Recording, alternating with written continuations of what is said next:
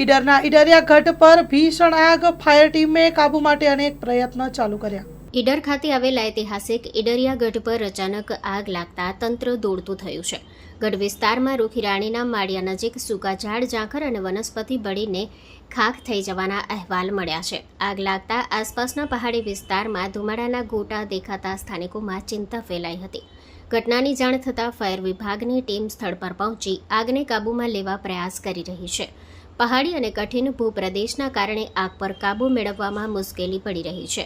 આ આગના કારણે વન્ય પ્રાણીઓ અને પક્ષીઓને નુકસાન પહોંચ્યું હોવાની પણ શક્યતા વ્યક્ત કરવામાં આવી રહી છે.